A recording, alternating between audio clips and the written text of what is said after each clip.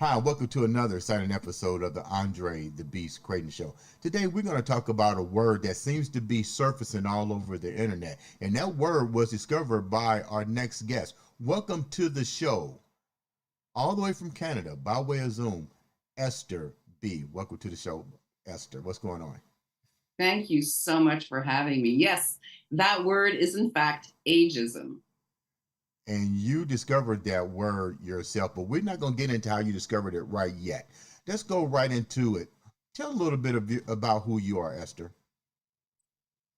I am Esther Brzezinski, aka Esther B. Live in Montreal, Quebec, Canada. I am 66 years young. I am proud to say my age. And I pivoted from being an entrepreneur to getting into the entertainment industry. I'm a voice actor, I'm an actor, and I'm a content creator as well. So Man, that's a little bit you're a about baby me. boomer, right? Is that what it's called, a baby boomer? I am a baby boomer, To kind of the on the view, younger side of yeah, the baby boomer end to of the things. to the young viewers, since we're going to talk about how you discover ageism. What is a baby boomer for the ones that don't know what a baby boomer actually is? I think it's people who were born between 1945 to 1960. Hmm.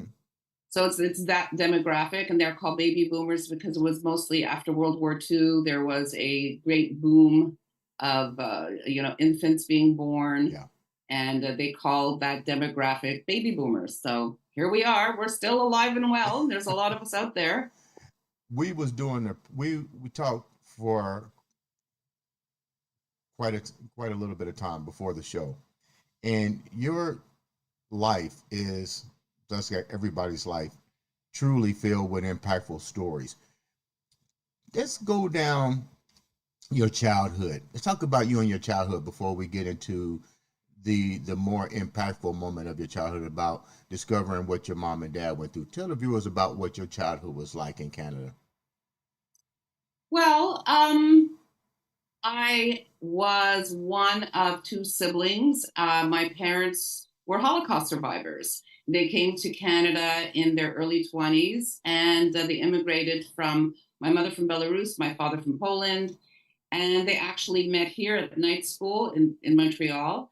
And it was impactful in the sense that they not only were immigrants, but they were survivors of the Hmm. Holocaust. My mother lived in the woods, hid in the woods. For 2 years, my father went to concentration camp.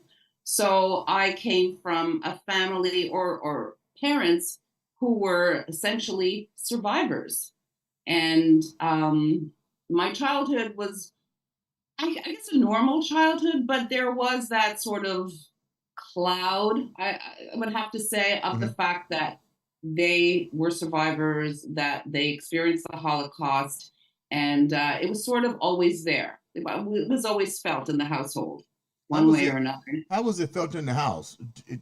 From your viewpoint, when you say it was felt in the house, I mean, because I'm pretty sure coming from that, you don't really want to expose your kids to it. You want your kids to always do better. But did they keep it from you guys? And how did they keep it from you? How did you know that it was still in the house? Because I'm pretty sure they didn't just come right out and just explode all this information to you, because there's a time and a period to do that.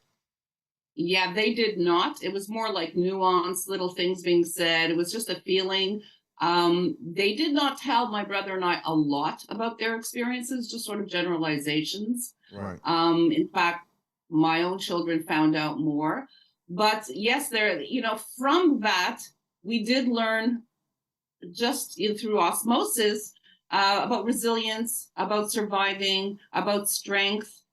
This is something that we sort of had instilled in us, and it sort of like helped us become the people that we became, because of that. And yes, it was very much stressed to do well in school, to absolutely have an education, to have a profession, that it was important to succeed, Okay. that we had made it, they had made it through, and now we had to almost provide and make up for all the lives that were lost. It was When almost like that sort of Right, burden, right. and also a positive thing that we were we had to make up for all those lives that were lost. So we had to succeed. We had to be successful. And it's kind of a mindset that's instilled, and it's not obvious. It was sort of inadvertently, but it was definitely important. When you say they had to survive, your mom was in the woods and your dad, tell a little bit about their journey. And what I'm going with this is history right here. Yeah, that is it is This is your history. history. You are the child of history right now. Yeah, I'm a child of Holocaust survivors, When they and when they shared this with you, how old were you when it started to really become clairvoyant on what they went through? About how old were you? I think I was about 8 when it started to make more sense. 8, 9 years old, that I started to truly understand.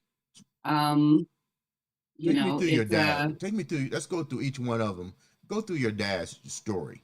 So the viewers can understand what resilience in the face of adversity and trauma beyond compare. He had to be young. Your mom had to be young. Let's start with your dad first. Yeah, my father was a young teen. He left. They basically took their family, put them what they called the ghetto. They put him in a ghetto. It was the Warsaw ghetto that he lived for a few years with a brother and his father. His father was a very religious man, so he spent a lot of time reading, praying, reading the Talmud. And my father actually was the one who would go out and look for food, get food. He was the guy on the streets, and he had to use his wit and his ability to survive to bring to where they lived at the time food. And from there, he was transported to a concentration camp. It was a smaller one. He did pass through Auschwitz, but because he was young and strong, he was sent to a worker camp, and he survived because he was young and strong. So they put him to work. And but he often used to tell us as children about, if we didn't like what we were eating, he would say, I would have a piece of bread and a potato. And I would think it was like a king's supper, like Mm. to let us know, to appreciate everything that we had, because he had so little and he survived on so little. But he didn't talk a lot about how he survived.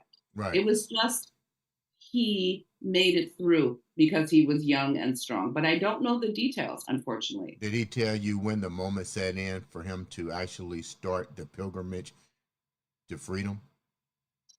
He didn't talk about it much. I know that the U.S. Army came in Mm-hmm. and freed all the people that were in his camp.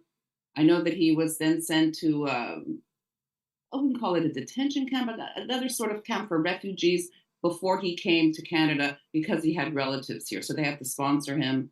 And then he came to Canada and got a job, and then eventually met my mother. My mother, on the other hand, was several years younger, and her brother, her and her two brothers rather, managed to escape from their home. Actually, a neighbor helped them, and they ran into the woods. And apparently, there were a lot of young children who hid in the woods Really? from the Germans at the time. And she lived there for 2 years. One of her brothers passed away in her arms um, from living in the woods. And she didn't talk about it much. She would bring it up here and there, but we didn't have a lot of knowledge. I know that she became friends with one of the men who actually found her in the woods and freed her. I mean, she found him years later in Montreal, and they became friends. So, and he was a soldier, and he helped her escape. Mm-hmm. But again, she didn't talk about it much. She didn't talk about the experience much, but we knew that it happened. And, it was every once in a while it was brought up in conversation again, like, oh, I lived in the wilderness for 2 years, so you can do this, Mm-hmm. sort Yeah. of a statement of, be strong, because look how strong we had to be to survive. So that should not be an issue for you. When as you become an adult going into leaving the house and so forth, what part of that message that of resilience that your mom and dad had to to deal with and to raise you and your siblings? What did you carry into your relationship? I think I learned survival. I think I learned resilience. Interestingly enough, my husband, who's now my ex-husband, his parents were Holocaust survivors as well, and Wow. we sort of found each other because we understood each other. Right. We had the same background. We just got it. We didn't have to talk about it. There was no need to explain, well, this is how my mother is and my father. And so, yeah, and sometimes this will trigger me, but there was no need to discuss it Right. Right. as we understood each other. Did your Um, husband at the time, his parents, did they share, your parents and his parents ever share stories, or was that almost like triggers for them to basically no, not want to relive it? they were best friends. Really? They they became best friends. They became like brother and sister to each other. Really? They were That's beautiful. extremely close, That's beautiful. extremely. So yes, they obviously had that bond. If they talked about it much, here and there, Okay. but I don't think it was a constant subject that was discussed. I think they just had that understanding and that strong, strong bond. So, So how did that affect you? What did you bring from all that into your new marriage? um, The the good, the marriage that I bad, had. and the ugly. So being married to another child of Holocaust survivors, there is a lot that's just left unsaid and is understood. But there's also a lot of, and it's not intentional. It's just something that innately there's this, we can be easily triggered. We have a tendency to get sad. I think it's difficult when two people are very similar in that way, as opposed to being with somebody who could always lift you up. Right. To have two people that were so similar Right. in many ways because of our heritage and Right. where we both came from, that what what started as something that made us strong and gave us a bond actually was what tore us apart because it was just too. I think it was just too much. I think that we probably needed another type of energy in our life. Okay. There was a lot of sadness and Yeah, minimizing the sunshine, when you probably exactly. looked into it. But you was blessed with children and stuff, Yes. and you had to overcome even more of a situation because now you have a child that is has a special needs. Explain how you dealt with that and still trying to mend your family and you find out about your mom and dad. Take me down there.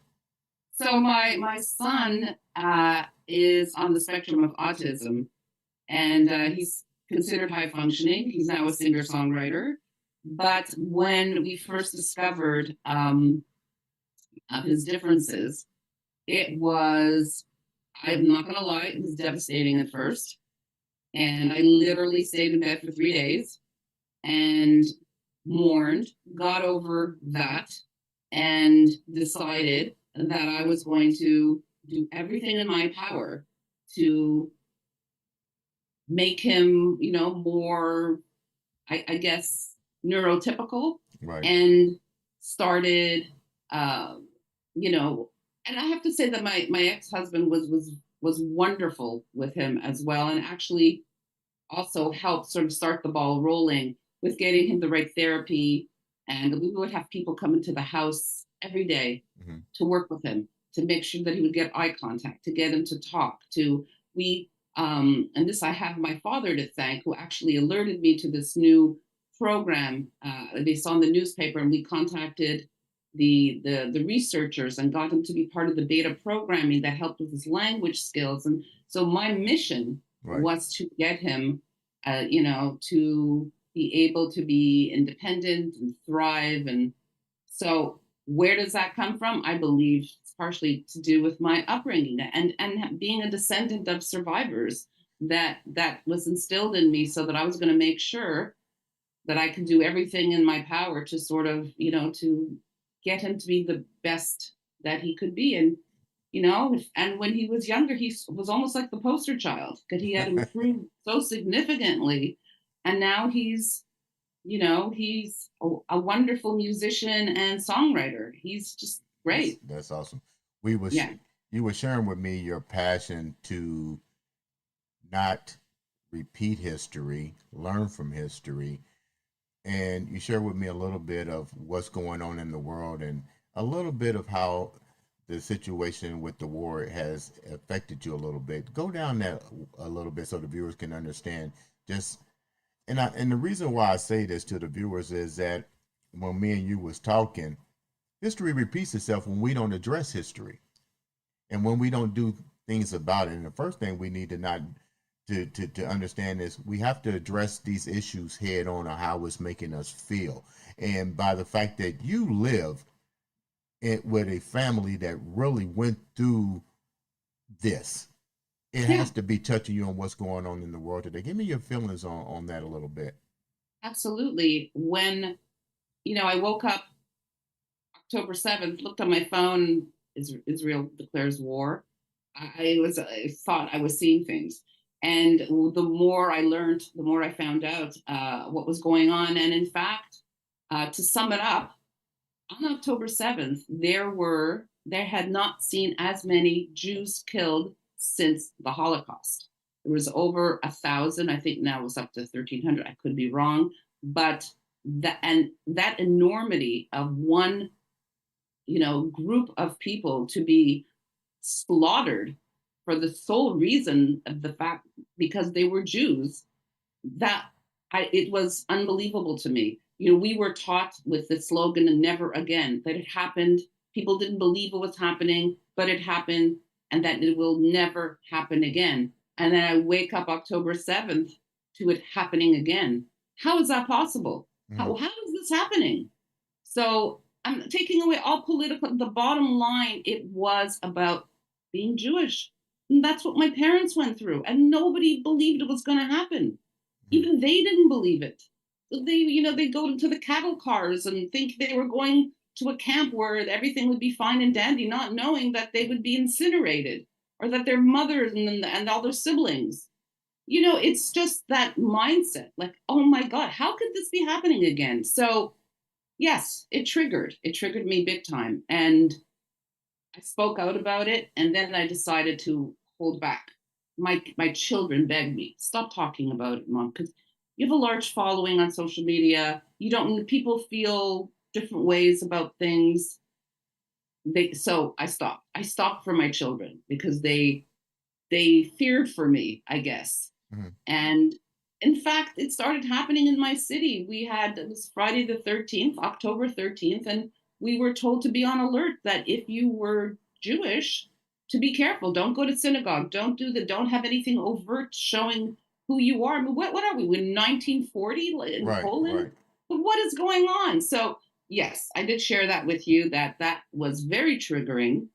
And in fact, history appears to be repeating itself. It is unbelievable.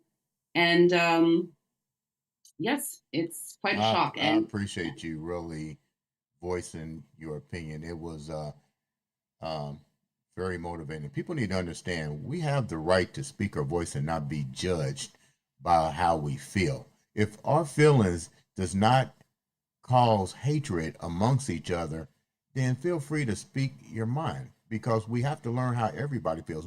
I think the problem we run into, we fail to realize we all bleed red and we all are part of the human race. And we need to start understanding that and quit doing this senseless repeating of history again. But on a lighter note, once again, thanks for sharing that. That was really heartfelt. On a lighter note, let's talk about this ageism that you encountered. You're on a whole new journey with your life now. The 60s is the new sexy for you. yeah, 60s is definitely the new sexy. Yeah, ageism. So this is how, in terms of social media, I had been on many platforms, but sort of went down the rabbit hole with TikTok and found myself scrolling. And one day decided, well, I think I'm going to make a little video. I had done little things here and there because I was a podcaster and whatnot and had things up there, but I had 70 followers. And then I did this little transition video where I used a filter and I said, I'm 64 years old at the time, Right. and this is what people expect me to look like. And it was an aging filter Right. instead of looking like this. And then I took off the filter and I looked like this. And yeah, I mean, I went, yeah, I'm 64. This is what I look like. Right. So, it was on a Sunday in the afternoon. I had guests coming over. I put my phone down. I hear ding, ding, ding, ding. I don't know what's going on. Maybe something's wrong with my phone. And I look and I'm seeing it was like You're 300,000 going views. viral, baby.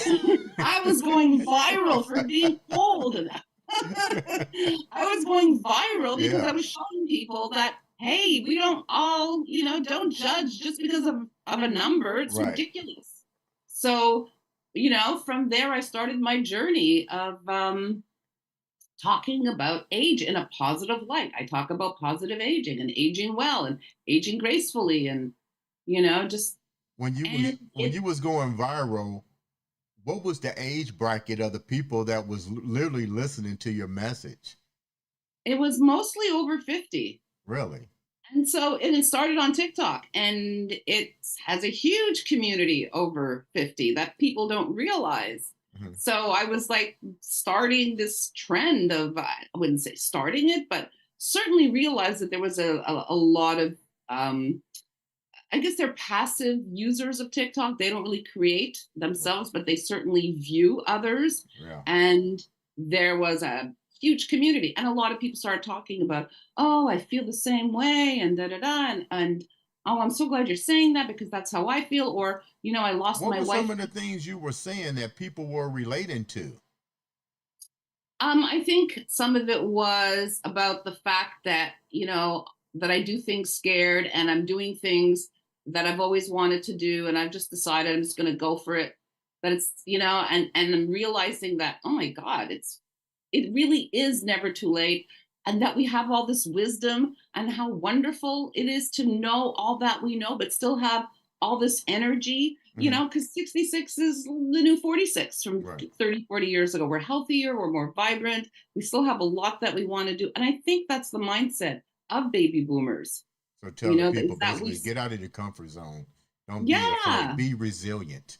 be resilient. Is it part of my background? Yes. Yeah. So you Did I brought a think lot of of it your before? you brought a lot of your traumas, your happiness, everything into this platform, and all of a sudden it's viral like crazy. You're starting a whole new journey. Yeah, 66 or 60s is a whole new generation for you then. Yeah, absolutely. And that trend also went and sort of overflowed onto Instagram and then to Facebook and, on YouTube as well. And it was, I guess, a message that resonated with a lot of people. I think the timing was interesting because certainly here we had major shutdowns, Mhm. during COVID. So I think more people were online. It's just again the timing, and so it kind of worked. Right time, right place, right message, Yeah. and it became kind of how I make a living now as well. Hey, there's So nothing wrong with making a living at something you enjoy doing. I love it. I have a passion for it. I can scream from the hilltops.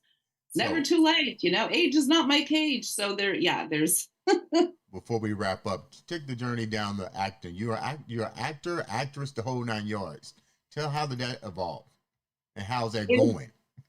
yes, it evolved from doing voice work. I started as a voice actor. And from there, I started to take acting classes, started doing student films, short films, and starting now to do a little bit of features. I've also done, because Quebec is quite francophone. I've become part of the French union, so I've done a French feature film. I'm in a French series, but I don't, and I speak English. So interestingly So enough, you're multi-talented. well, and I also had a podcast during. So I love what you're doing. I myself was a Thank you. podcaster, Thank you. and I know it's not easy, but it's a wonderful thing to be part of and to to have to bring people on and have them, speak their truth. It's great. I mean, What's the yeah. name of your podcast? So I'm no longer doing it, but it was called Esther's Breeze. What was it about? I was interviewing creatives. So I would have actors, directors, writers, comedians, they're my favorite, Okay. come on the show and just, we'd spend an hour talking and chatting and laughing. And I had a couple of, oh my God, I can't think of the word right now. There were other people as well, but yeah, the main gist of it were creatives. Tell me one And of the most funniest parts of your acting career that you remember to this day, and you go, "Wow, that was really, really funny." um, funny, that's interesting. I can't say that anything was really funny. I did have one of the first acting gigs that I got was doing one of these. It's like a Darfam type of film, and I was the replacement actress. The other actress had backed out. I had Right. 24 hours. I didn't tell you this one, and basically, I had to learn all my lines in 24 hours. Okay. And the last scene, I just said to the director rather that I wasn't able to memorize everything. So they got this girl this large billboard and she wrote it out in markers and she held it up in front of me so that I could say my line. So yeah, that was kind of embarrassing but funny at the same time because these things happen. It was a last minute replacement. And you use So your resilience and all the stuff that you learned from your parents to make it through that particular moment of your life. How can the viewers reach out to you for support? you can find me on Instagram at ESTIEB.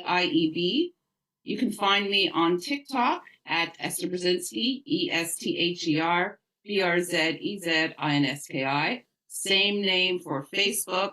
And on YouTube, it's Esther's Breeze. And yeah, I'm on all 4 platforms. Esther, leave the viewers with something positive. You've been through a lot, you've overcome. You definitely come from a family that knows the word resilience. My heart goes out to you and your family. Stay strong. Leave the viewers with something that you have to tell yourself daily. You never know how strong you really are until you're put to the test, and you will be surprised at the resilience and strength that you have within. I think we all do. And if we're put to the test, we're there. We can do it. We can conquer it. Ladies and gentlemen, this has been another exciting episode of the Andre the Beast Creighton Show.